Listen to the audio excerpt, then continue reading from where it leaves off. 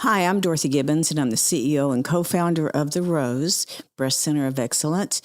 And during this solo episode, I just wanted to share some of the things that I've discovered after a whole season of Let's Talk About Your Breast. Let's Talk About Your Breast, a different kind of podcast presented to you by The Rose, a Breast Center of Excellence and a Texas treasure. You're going to hear frank discussions about tough topics. And you're going to learn why knowing about your breast could save your life. Join us as we hear another story and we answer those tough questions that you may have.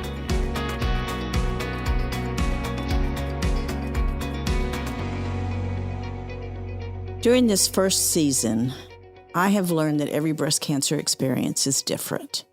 Of the 17 survivors that I've interviewed, they have been range in age from 24 to in their mid-60s, all different races, all walks of life, even two men. And what I've learned is every single breast cancer experience is very different. So if you're diagnosed, remember that if you trust your doctor and you have faith in what he or she is saying, that's your plan. That plan is developed around you. And be very careful about listening to other folks who are trying to tell you what you need to do because their doctor told them to do certain things.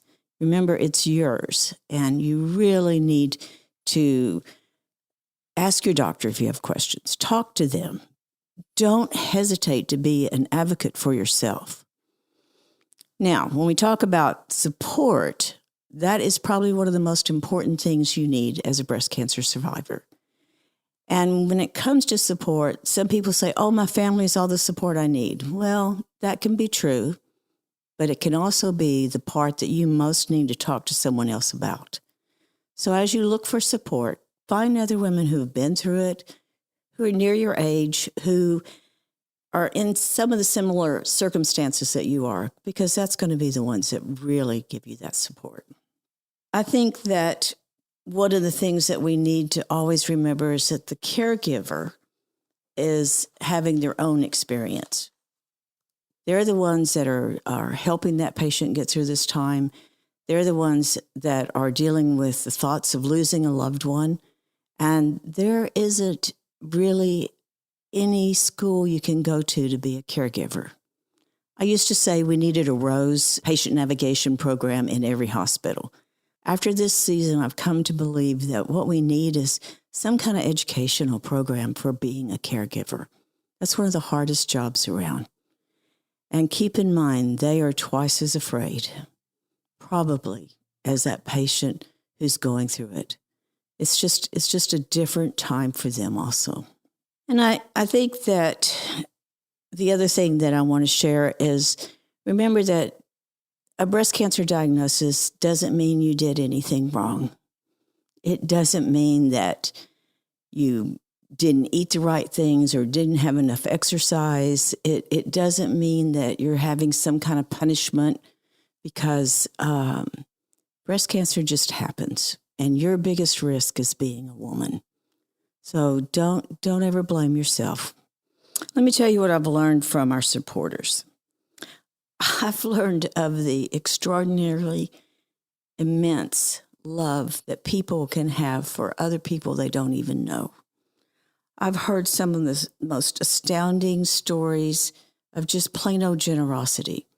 And what I'm most touched with is that it's all about taking care of people in their community. I think Coach Tony said it best when he said, if we take care of our community will take care of us. And that's what our supporters do, time and time again.